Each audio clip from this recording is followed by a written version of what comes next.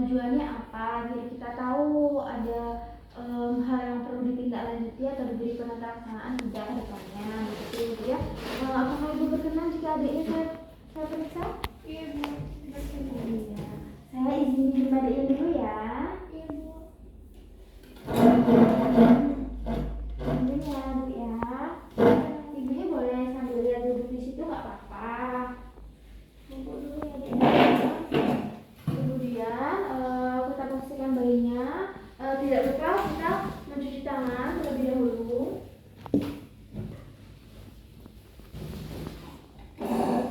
Kemudian kita keringkan dengan tisu kering. Selanjutnya kita mempersiapkan alat. Jadi kita butuh meteran atau metrin, kemudian kita yang untuk mengukur lingkar kepala, lingkar perut, dan di lila pada bayi. Kemudian untuk tinggi badan juga.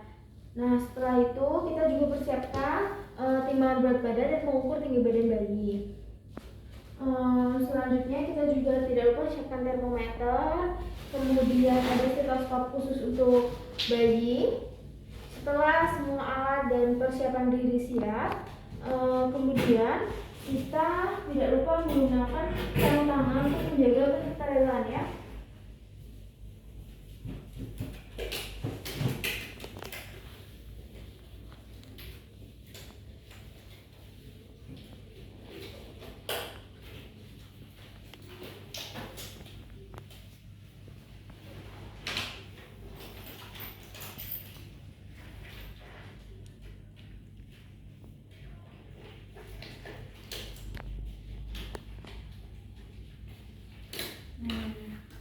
Halo adik, diperiksa dulu ya. Ini adiknya cowok kan ya? Iya Bu. Iya.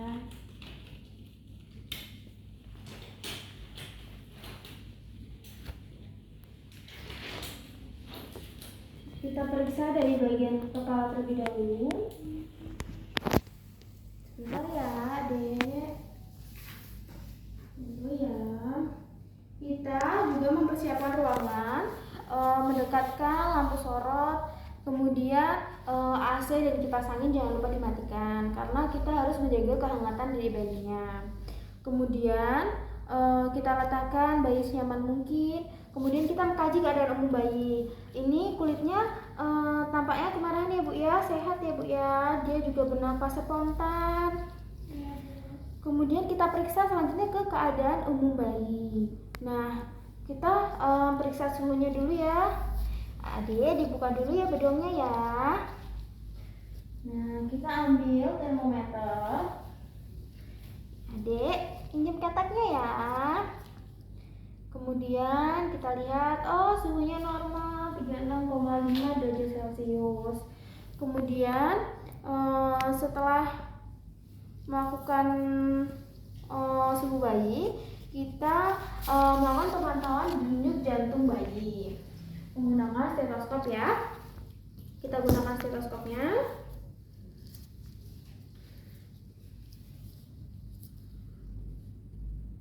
Nah, selama 1 menit kita dengarkan. Kemudian normal atau tidakkah yaitu antara 120 hingga 160 kali per menit. Ini normal ya Bu ya, detak jantungnya 140 kali per menit. Iya Bu. Nah, kemudian kita memantau pernapasannya. Nah, kita lihat dia bisa bernafas secara spontan atau tidak. Kemudian kita hitung pernafasannya. Pernafasan normal itu 40 sampai 60 kali per menit. Ini 44 kali per menit ya Bu pernafasannya saya hitung normal ya Bu ya. Kemudian kita dengarkan pernafasannya, apakah ada tahanan atau tidak, atau terdengar wheezing atau ronking. Nah, sambil walaupun dia tertidur, dia kan masih tetap bernafas sehingga kita dapat mendengarkan suara nafasnya ya. Ya, bagus ya nafasnya. Tidak ada ganjalan. Kemudian kita memeriksa antropometri atau mengukur tinggi badan, berat badan, hingga mengukur panjang badannya ya. Nah, adik, kita mengukur timbang badan dulu, timbang berat badannya ya. Sini sayang. Bismillah. Nah, beratnya 3.400. Kemudian kita ukur tinggi badannya menggunakan Maclean atau bisa menggunakan alat ukur tinggi badan yang lain. Maaf ya, kita ukur tinggi badannya. Kekurangan mengukur menggunakan Maclean, jika bayinya bergerak mungkin kita sedikit kesulitan, namun jika ada pengukur tinggi badan yang sudah modern itu lebih baik ya. Kita ukur dari ujung kepala hingga panjang telapak kaki. Panjangnya 48 cm ya Bu ya. Sini Adik, kita pindah sini ya biar gampang ya. Sekarang kita ukur lingkar kepalanya. Ya, kita ukur dari belakang kepala hingga melingkar di depan. Oh, 34 cm. Kemudian kita ukur lingkar perutnya ya. Dek, kita buka dulu ya.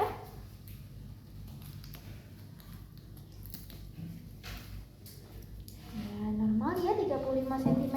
Kemudian nilainya juga tidak lupa.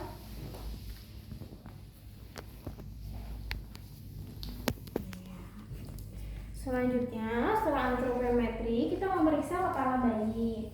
Nah, pemeriksaan kepala ini juga cukup penting karena apa? Kita melihat adanya kelainan juga bisa terlihat dari kepala bayi.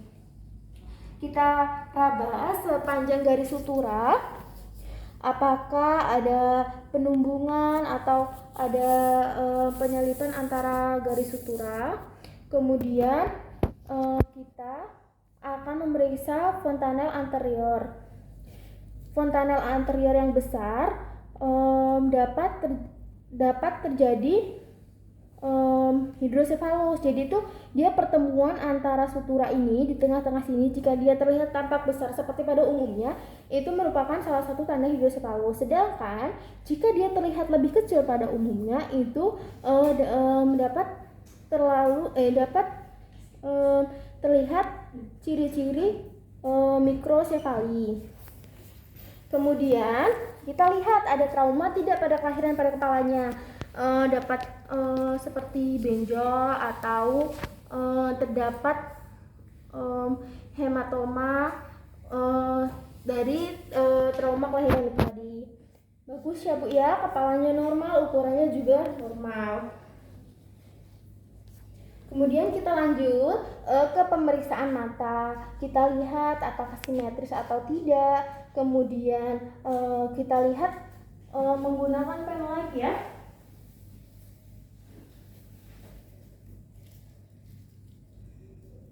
Kemudian kita lihat dengan pen light. Kita lihat apakah ada katarak kongenital. Ciri-cirinya bagian lensa mata itu tertampak buram. Kemudian kita lihat strabismus atau juling tidaknya bayi, yaitu dicirikan dengan pupil mata itu yang bergerak dengan arah yang berbeda. Alhamdulillah matanya normal ya Bu ya. Kemudian kita periksa lanjut ke pemeriksaan hidung. Kita santeri hidung, kemudian kita lihat cuping hidungnya, kemudian ada tidaknya septum nasi atau septum atau ini jarak antara kedua lubang hidung ini yang bengkok atau tidak. Dan ini normal ya Bu ya, septum tidak ada septum nasi. Kemudian kita lihat bentuk matanya di sini atau biasa disebut dengan epicanthus. Matanya terlihat sipit atau terlihat normal. Kemudian ini normal ya Bu ya, semuanya normal alhamdulillah. Kemudian kita lanjut ke pemeriksaan mulut ya Adik ya. Maaf ya. Kemudian kita periksa mulutnya, adanya bibir sumbing atau tidak. Sudah kita lihat bibirnya normal, kemudian langit-langitnya juga ada. Selanjut ke pemeriksaan telinga. Selanjutnya pemeriksaan telinga, bentuk telinganya normal. Kemudian mata tidak sejajar dengan lubang telinga tapi sejajar dengan atas telinga. Sebelah kanan juga ini simetris ya telinganya ya Bu ya. Kemudian kita periksa lanjut ke pemeriksaan leher. Kita melakukan palpasi leher dengan menggerakkan jari ke sekeliling. Selanjutnya, ini lehernya nggak ada benjolan atau cairan ya Bu ya. Selanjutnya kita lanjut ke klavikula. Klavikula atau tulang selangka kita raba apakah saat kelahiran dia mengalami keretakan tulang atau tidak, karena bagian klavikula ini sangat rentan jika dia terjadi bayi besar ya, atau distonsia bahu yang biasa kita sebut dengan distonsia bahu ya. Ini normal ya Bu, bahunya tidak ada keretakan di tulang selangkanya. Kemudian kita periksa tangannya, kita bandingkan tangannya panjangnya sama, normal, dan tidak ada polidaktili maupun sidaktili. Kemudian kita memeriksa perutnya, tidak ada pendarahan tali pusat ya Bu ya. Ini pusatnya sudah diikat atau diklem dengan klem tali pusat dengan erat, sehingga semoga tidak ada pendarahan ya Bu ya. Ibu tinggal merawatnya secara baik di rumah. Kemudian kita periksa benjolan, ada benjolan nggak di punggung adik? Normal ya, kita lihat, kita raba apakah ada benjolan atau kelainan pada pembentukan sumsum tulang belakang. Kemudian setelah pemeriksaan punggung, kita memeriksa genitalianya. Maaf ya adik, untuk ukuran normal genitalia laki-laki itu kurang lebih 33 cm. Kemudian pastikan adanya lubang uretra di tengah-tengah, dan kita pastikan apakah testis sudah masuk skrotum. Nah, bagus ya Bu ya, normal ya kelaminnya. Kemudian kita periksa tungkainya, simetris atau tidak. Simetris ya tungkainya. Kemudian kita periksa pemeriksaan spinal atau dengan cara telungkupkan bayi seperti ini. Nah, kemudian kita lihat sumsum tulang belakang dengan baik. Kemudian pastikan adanya sphincter ani atau anus.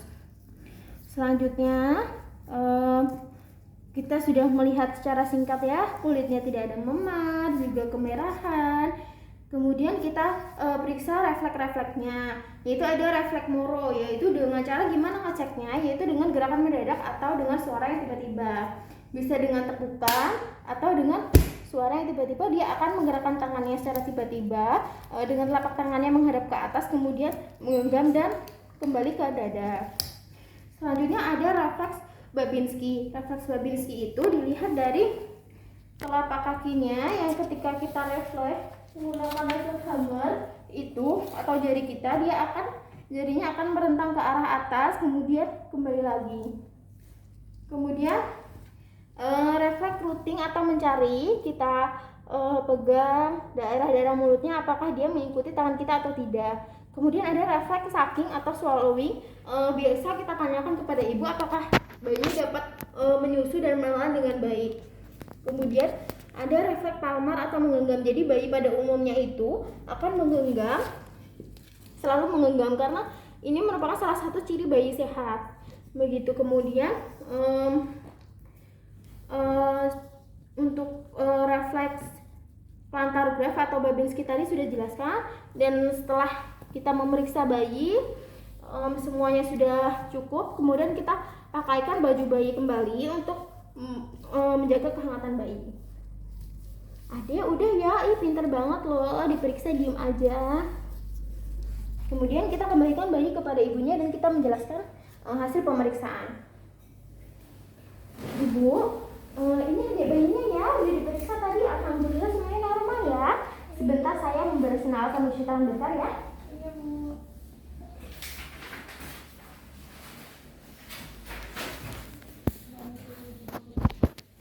Kita kemudian membuang handphone ke dalam sampah infeksi dan mencuci tangan menggunakan air mengalir.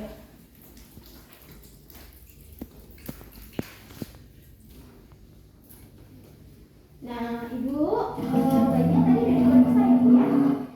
Hasil pemeriksaannya alhamdulillah semuanya normal, dalam batas normal pernapasannya, kemudian nadinya, kemudian suhunya, kemudian dari bentuk fisiknya juga alhamdulillah tidak ada yang kurang ya Bu ya. Iya Bu. Nah, sekarang kita hanya perlu menjaga untuk semuanya tetap berjalan dengan baik dan normal hingga bayi Ibu tumbuh dan berkembang sesuai dengan usianya ya Bu ya. Iya, Bu. Nah, untuk konseling yang lain sudah kita berikan. Semoga Ibu segera pulih seperti semula dan adik bayinya juga berkembang dan tumbuh kembangnya baik ya Bu ya. Terima kasih Bu. Terima kasih, Bu.